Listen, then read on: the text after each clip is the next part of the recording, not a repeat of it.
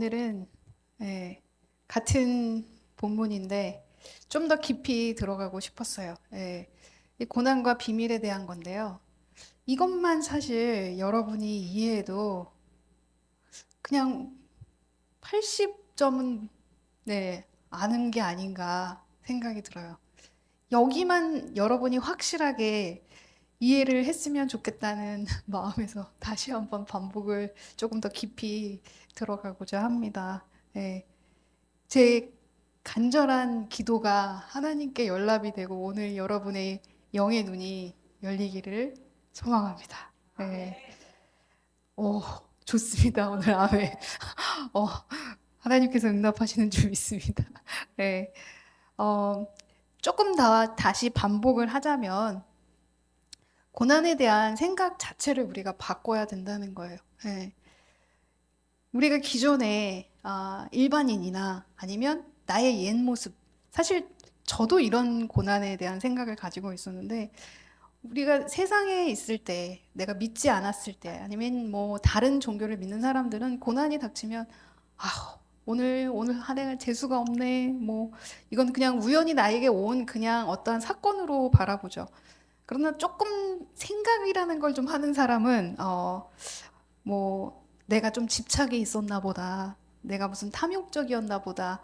내가 좀 욕심이 있었나 보다. 과했나 보다. 그로 인한 결과인가 보다. 이렇게 좀 깊게 생각하는 사람들이 있고 결국 의미를 그렇게 생각을 하니까 그들이 이 불합리한 현실 속에서 내 인생의 이 장애물을 내가 어떻게 극복할까? 그거에 집중을 하게 되죠. 그래서 극복을 하기 위해서 노력을 하거나 더 많은 것을 쌓아야 된다는 생각을 하고 더 열심히 더 노력하는 삶을 하거나 아니면 회피하거나 아니면 마음을 다스리기 위해서 뭐 명상을 하거나 이런 것들로 우리가 해결을 하려고 합니다. 그러나 결과는 되게 사실 미미하죠. 부분적인 해소가 있기는 하죠. 어느 정도 문제는 해결이 되고 괴로움이 최소화될 수는 있지만 그냥 그 고통은 그냥 고통으로 끝나는 거죠, 사실. 아무런 열매가 없습니다. 근데 기독교에서 바라보는 이 원인은 그 시작 자체가 그냥 우연히 나에게 일어난 재수 없는 사건이 아니라는 거예요. 사실 죄가 들어온 것은 어, 창조를 하신 이후에 아담과 하와의 타락으로 인한 고난이 그들에게 시작이 되었죠. 어, 어, 그 뭐라고 잉태하고 해산하는 고통 그리고 땅을 일구어 가꾸어야 먹을 수 있는 그러한 고통들이 고난들이 우리에게 찾아왔습니다. 그래서 반드시 고난은 하나님 안에서 해결을 하셔야 하고 거기서 생각을 시작을 하셔야 된다는 거예요. 그냥 우연히 나에게 온 일이 아니라는 거예요. 네. 그래서 해결 방법은 믿음으로 순종해서 십자가까지 가는 거예요. 예, 너무너무 간단하지만 이게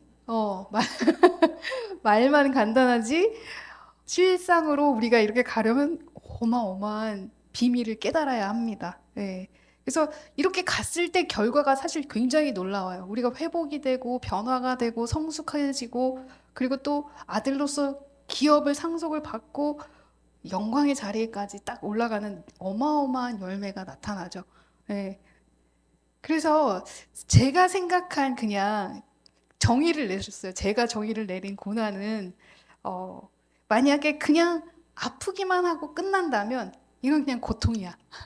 근데 하나님 안에서 뜻을 찾으며 깨달으면 고난이 아닌가 생각해요. 이해가 안 가세요? 그냥 아프고 이거 뭐 어쩔 수 없지 뭐 그러고서 전혀 하나님과 관계된 것으로 생각하지 않고 내가 해결하려고 한다면 그냥 그 고통은 고통으로 끝나고 조금 뭐 해소가 되고 해결이 되겠지만 그냥 고통으로 끝나는 거예요. 그러나 하나님 안에서 뜻을 찾으려고 내가 한다면 고통으로 끝나는 게 아니라 고난 속에서 내가 무언가를 해석하게 되고 깨닫게 되고 성숙하게 된다는 거예요. 근데 여기서만 끝나면 안 되죠.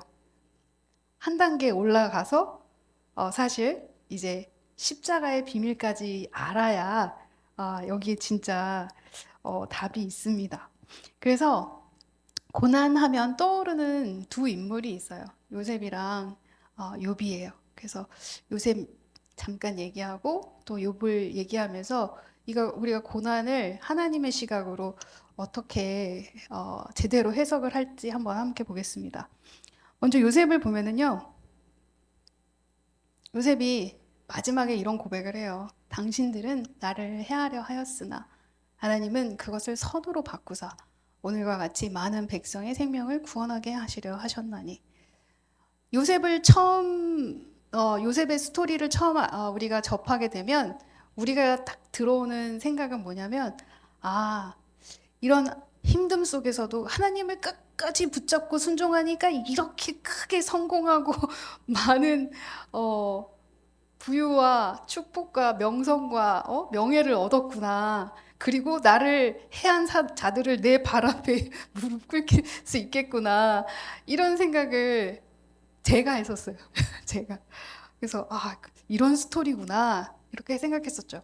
그런데 하나님은 알게 되면서 그 스토리가 아니네. 하나님의 큰 섭리가 있는 것이었구나. 결국 하나님은 여기서 보면 오늘과 같이 많은 백성의 생명을 구원하시게 하시려 하셨나니. 그러니까 생명을 구원하시기 위해 이 모든 사건이 있었어야 했고, 이 생명을 구원하시기 위해 마치 그 자리에 필요한 사람이 그냥 총리인 요셉이었던 거죠. 만약에 그 자리가 그냥 평범한 라합일 수도 있었고요. 그 라합의 자리일 수도 있고요. 생명을 구원하는 그냥 그 자리가 마침 그냥 총리의 자리였던 것 뿐이지 총리만이 생명을 구할 수 있는 건 아니라는 거예요. 이해 가시죠? 네. 그러니까 여기서의 초점은 총리가 아니라 많은 부와 명성과 명예를 얻는 그 사건이 아니라 생명을 구원하는 자리로 옮기셨다는 거예요. 네. 여기서 우리가 고난에서 깨달을 수 있었다는 거죠. 그러면 한번 욥을 볼까요? 욥은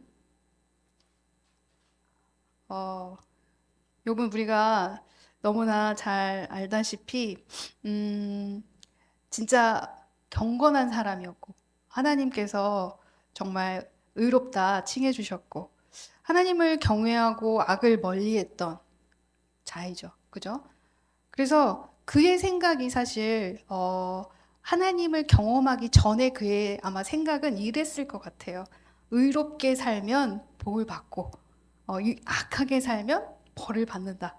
이게 사실 기성세대 또 지금도 이렇게 믿고 계시는 분들이 있죠. 물론 악하게 살려고 우리가 노력하는 건 아니고 의롭게 살려고 노력해야 하고 하는데 꼭 이렇게 되지 않으면 고난이 그냥 이유 없이 오는 거라고는 생각을 안 한다는 거예요. 제 말씀은. 그래서 의롭게 살면 복을 받고 악하게 살면 벌을 받는다는 이런 보응신학적인 생각을 가지고 있었을 거라는 거예요. 근데 그래서 그가 계속해서 반복적으로 주장했던 건 뭐냐면 나는 의롭습니다.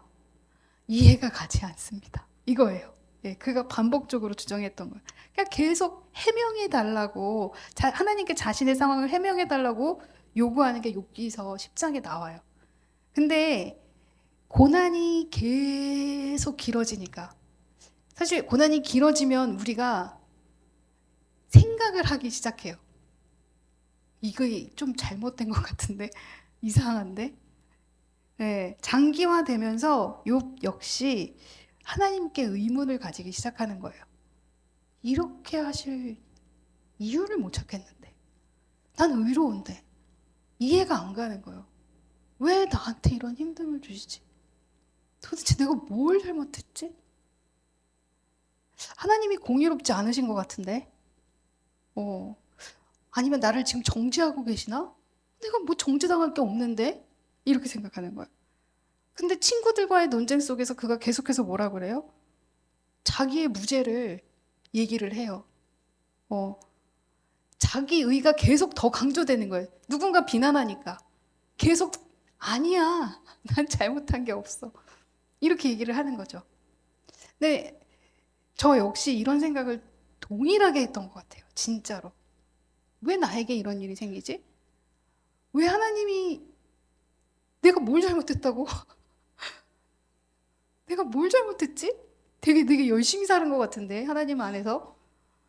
하나님이 하지 말라는 거 안 하고, 하나님이 하라고 하는 것만 하고, 순종하고, 와, 교회에 진짜 올인해서 살았는데, 왜 고난이 오지? 이해가 안 갔어요. 저 역시 똑같이 했던 것 같아요. 이거는 뭔가 잘못됐다. 나는 이해가 안 간다. 그 긴 욥의 시간 속에서 하나님은 침묵하시잖아요.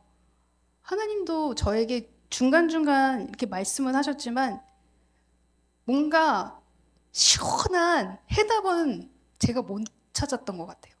근데 왜 못 찾았나 생각해 보니까 내가 잘못한 게 없다고 생각했기 때문에 나는 의롭다고 생각했기 때문에 계속 뭐가 문제지? 이렇게만 이걸 바라봤던 것 같아요.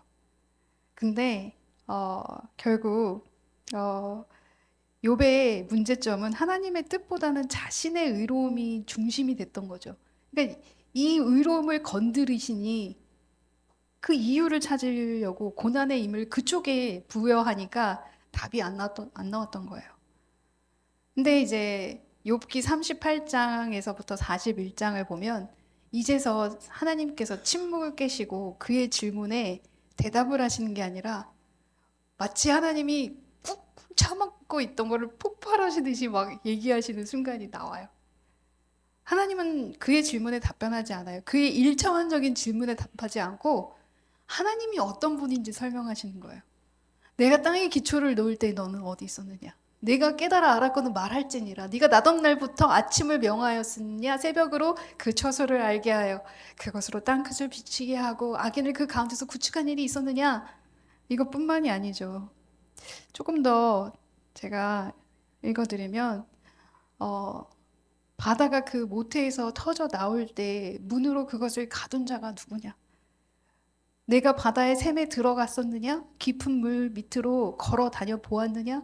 사망의 문이 내게 나타났느냐? 사망의 그늘진 문을 내가 보았느냐? 땅의 너비를 내가 측량할 수 있느냐? 내가 그 모든 것을 다 알거든 말할지니라. 어느 것이 광명이 있는 곳으로 가는 길이냐? 어느 것이 흑암이 있는 곳으로 가는 길이냐? 와, 여러분 하나님의 어, 감히 말로 형용할 수 없는 그 높으심과 권능과 주권이 이 말씀들 속에서 느껴지시는지 모르겠어요. 이때 욥이 깨닫는 거죠. 안 깨달으면 말이 안 될 것 같아요. 하나님이 막 귀에다 대고 말씀하시는 거예요. 놀랬을 것 같아요. 저도 이 말씀을 읽을 때 이렇게 숨이 이렇게 멈춰지는 느낌이에요. 내가 뭔데, 내가 뭔데, 이것밖에 생각이 안 날 것 같아요. 그러니까 욥이 이 다음에 어떻게 얘기할까요? 내가 주에 대하여 귀로 듣기만 하였사오나 이제는 눈으로 주를 배움나이다. 여러분, 욥의 그 긴 시간의 고난이 없었으면 그가 이 고백이 나왔을까요? 아니요. 1, 2년 갖고 될 게 아니에요, 이거는. 정말 긴 시간 고난이 있었기에, 그리고 깊은 고난이 있었기에, 얼마나 깊은 고난이었어요. 그가 진짜 가질 수 있는, 이 세상에 가질 수 있는 고난은 다 가졌었던 것 같아요. 그죠? 자식에 이르는 슬픔, 친구의 배반, 모든 것을 잃고, 건강을 잃게 되고, 그 모욕감을 얻게 되고, 그냥 바닥으로 그냥 진짜 내쳐지는 그러한 고난이었는데, 그 속에서 그가 그제서야 내가 이론으로만 알았던 하나님, 내가 이제 주님을 체험합니다. 경험합니다. 눈으로 주를 배움나이다. 라는 고백이 나온 거예요. 그러면 여러분, 이 고난이 그에게 얼마나 깊은 것을 깨닫게 해준 거예요. 귀로만 듣다가 이제서 눈으로 배우는 거예요. 이게 저의 고백이기도 해요. 여기 와서 깨달은 거예요. 20년 동안 모르고 살다가 어떻게 몰랐을까? 저도 이게 정말 제가 왜 이렇게 무둔할까? 근데 이 한 끝이 이 내용을 몰라서 모른 게 아니라 그냥 경험으로 안 와닿는 거예요. 내가 이제는 눈으로 배웠나이다가 직접 내가 경험을 해봐야 알게 되는 거예요. 그래서 고난이요, 여러분, 너무나 너무나 귀한 거라는 거예요. 결국 그가 이렇게 눈으로 보니까 그제서 뭐라고 하냐면 그러므로 내가 스스로 거두어드리고 뭘 거두는 거겠어요? 자기가 뱉은 말 여태까지 삿대질만 안 했지 이를 악물고 하나님한테 얘기한 거잖아요. 도대체 왜 이러십니까? 그 친구들에겐 도대체 나한테 왜 이러는 거야? 내가 뭘 잘못했다고? 계속 해명하느라 바빴잖아요. 그죠? 그걸 거두어드리고 그리고 나서 이제 뭐라고 해요? 그 티끌과 제 가운데에서 회개하나이다. 네. 여기 안에서 낮은 자, 정말 내세웠던 모든 것을 내려놓는 그 회개의 자리에서 이제 표현하는 거죠. 하나님 잘못했습니다. 제가 회개합니다. 제가 다 알지 못했었습니다. 이제서야 알겠습니다.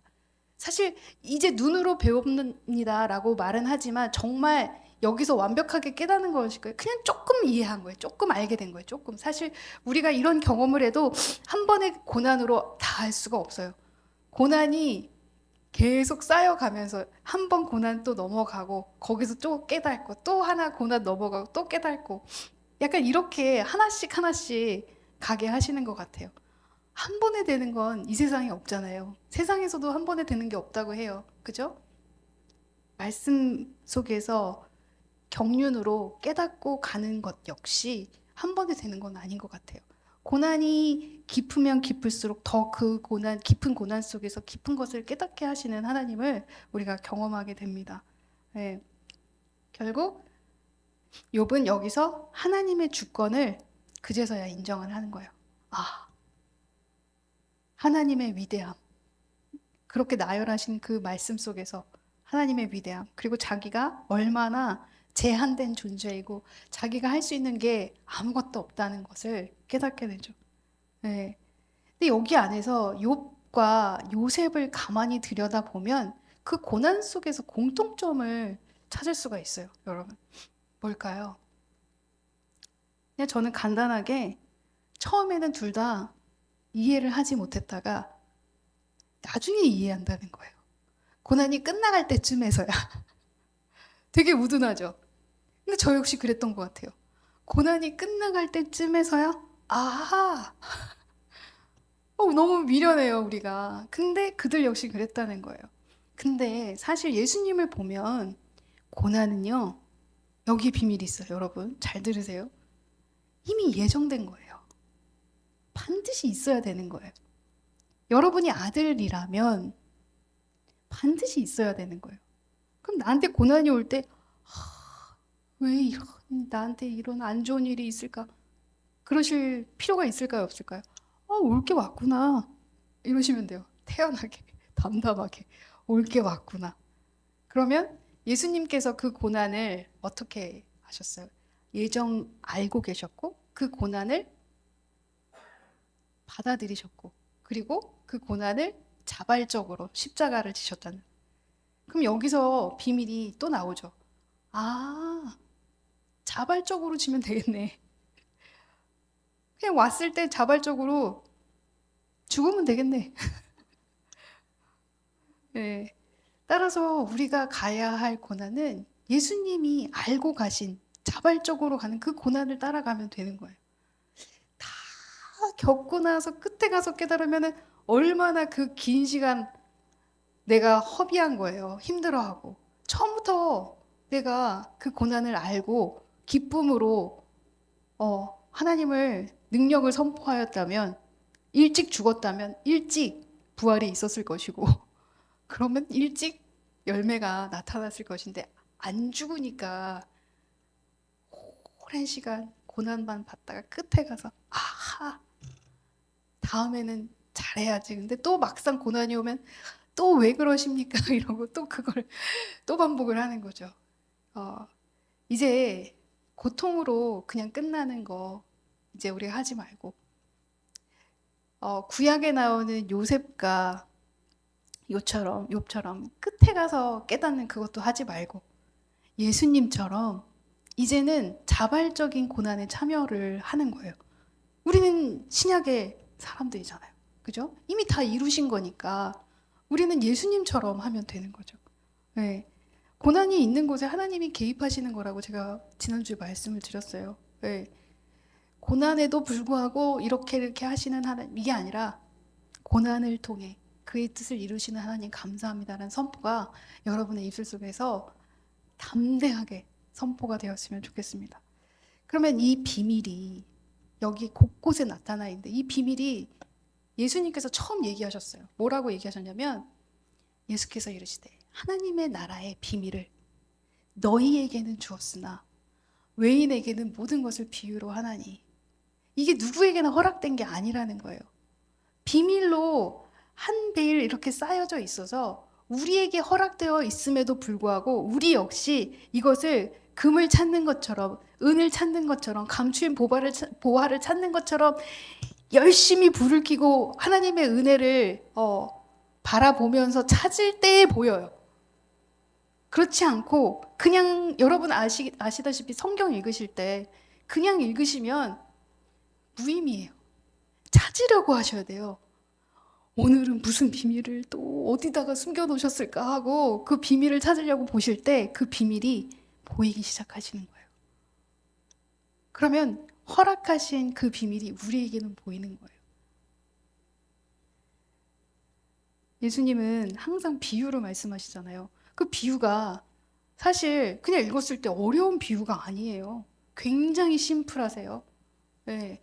그런 간단한 비유 속에서 바리새인들은 못 깨달았어요. 우리도 간단한 비유지만 그냥 내가 바리새인 같은 교만한 마음으로 읽으면 못 깨달아요. 낮은 마음, 욥과 같이 낮아졌을 때, 요셉과 같이 그 모든 섭리를 깨달으면서 하나님을 높일 때, 내가 낮아질 때 그게 깨달아지는 거예요. 하나님 보여주시옵소서. 찾겠습니다. 오늘은 어디에다 숨겨놓으셨나요? 숨은 그림 찾기처럼 긴장과 그리고 그 큰 비밀을 발견할 수 있다는 기대, 이러면서 성경을 한번 읽어보세요. 그렇게 읽어보신 적 있으세요? 표정이 너무 무뚝뚝해.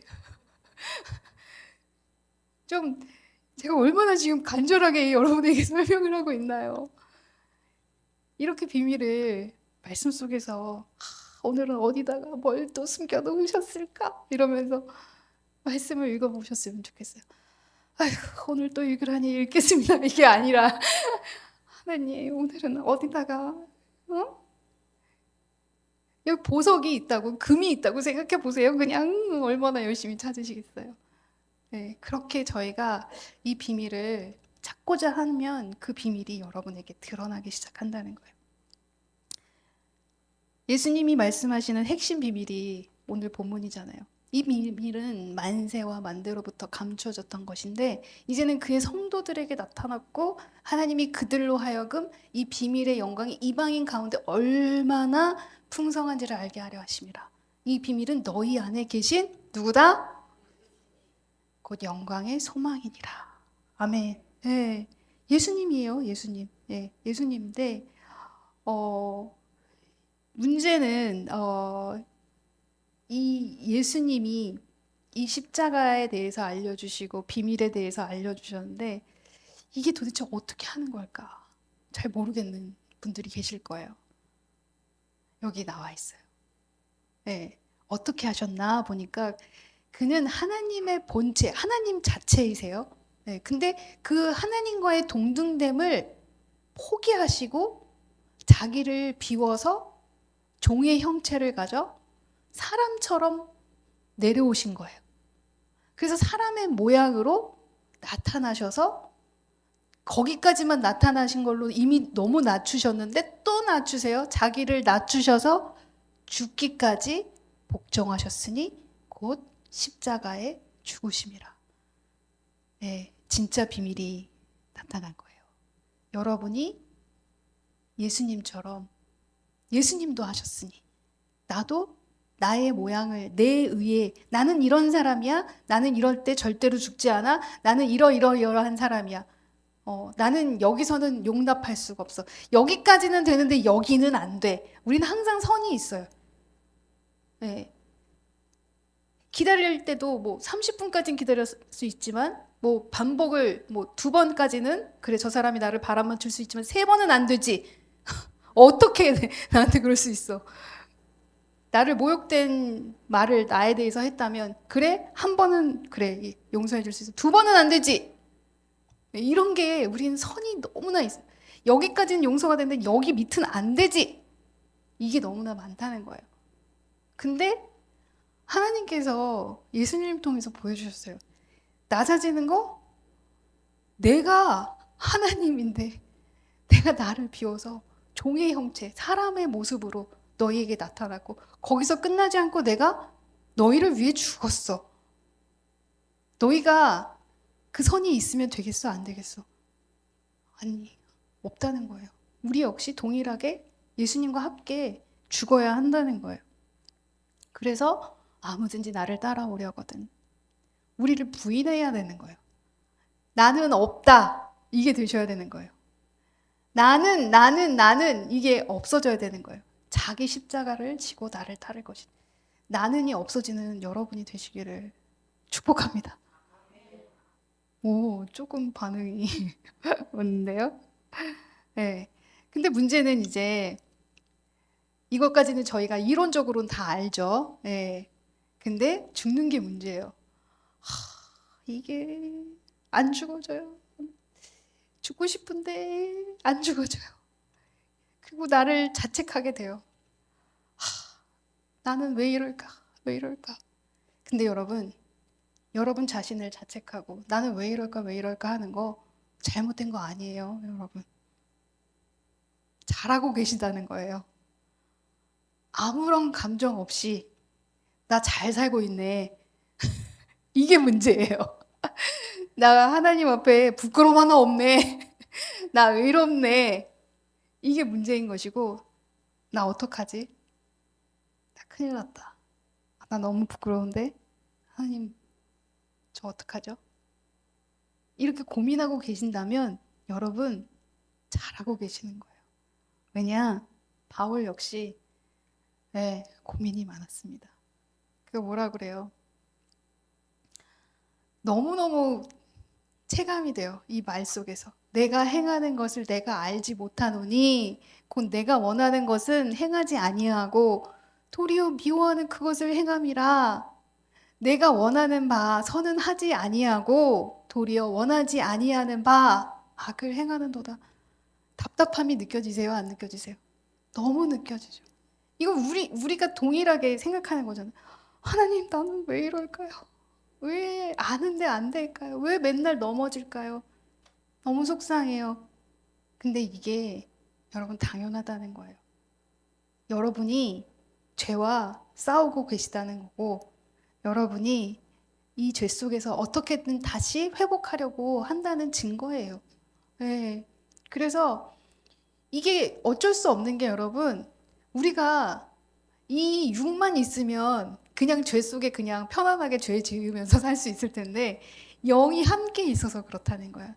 내 속사람 영은 하나님의 율법을 기뻐하고 들으면 여러분 기쁘지 않으세요? 말씀 들으면 기쁘고 뭐 말씀 속에서 회복되고 기쁘단 말이고 따르기를 원해요. 아멘 아멘 아멘. 근데 내 육신이 죄의 법에 사로잡혀 죄를 행하는 거예요. 그러니까 막 이 두 개가 막 싸우니까 결론이 뭐예요? 나는 공고한 사람이로다. 이 사망의 몸에서 누가 나를 건져내랴. 바울의 고민이 이거였어요. 우리 역시 동일하죠. 그러니까 이 고민을 하고 있다면 여러분이 어떻게든 이 고난 속에서, 이 죄 속에서 내가 회복하려고 그리고 육신과 이 지체와 내가 죄의 법에서 싸우고 있다는 증거예요. 네. 그럼 여기서 어떻게 해야 되느냐? 갈등하는 게 당연하다. 어떻게 해야 되느냐? 이 갈등 속에서 반드시 여러분이 안에 있어야 되는 게 뭐냐면 내가 해결할 수 있는 건 아니다라는 거예요. 그렇다고 해서 내가 그 죄에 머물러 있는 것도 죄책감을 가지는 것도 옳지 않다는 거예요. 매일매일이 죄책감일 거예요. 우린 매일매일 넘어지니까. 그러면 그 안에서 예수 그리스도가 이 땅에 와서 나를 완벽하게 구속해 주셨으니 나에게는 정죄함은 없다. 네? 그래서 예수님이 오셔서 나에게 생명의 법을 주셨고 내가 원래 가지고 있는 사망의 법에서 나를 자유케 하셨다. 이거를 선언하시는 거예요. 계속 선언하시는 거예요. 이 말씀이 여러분의 입술에서 매일매일 나오는 게 당연해요. 왜냐하면 매일매일 넘어지니까. 근데 그 넘어짐에서 눌러 앉는 게 아니라 회복하는 게 중요한 거예요. 그래서 바울이 이걸 얼마나 고민했겠어요. 그죠? 근데 우리가 해결할 수 있는 게 아니다. 우리가 해결할 수 없으니 주님께서 예수 안에 있는 자에게는 정죄함이 없다고 하셨으니 주님의 그 생명의 성령의 법이 오늘도 내가 죄와 사망의 법 안에 있는 나를 해방시켜 주시고 회복하여 주심을 믿습니다. 감사합니다. 주님, 저는 낮은 자입니다. 욥의 고백을 그대로 하시는 거예요. 저는 이제 주님을 보오니 주님 저와 동행하여 주시옵소서. 저는 의로운 모습이 없습니다. 함께하여 주심을 믿습니다. 오늘도 함께 걸어가 주세요. 매일매일 싸우는 거예요, 여러분. 네. 하루 했다고 해서 괜찮아지는 게 아니에요. 그게 한 달 가겠지? 일주일 가겠지? 이틀 가겠지? 아니요. 그냥 하루예요, 하루. 네. 오늘 하루 하나님 안에서 내가 또 이렇게 나아가겠습니다. 고백하고 주님 붙드심을 그리고 그 이끄심을 느끼며 또 살아가는 거예요. 이게 우리가 가야 하는 방향입니다. 고난을 먼저 이해하시고 그 고난 속에 감추어진 비밀을 여러분이 정확하게 인지하시고 비밀을 이루시기 위해 여러분이 어떠한 행보를 가야 할지 여러분이 아실 거라고 생각하고 경륜 그다음 두 번째에서 조금 더 구체적으로 또 어떻게 경영할지 저희가 함께 보는 시간을 갖도록 하겠습니다.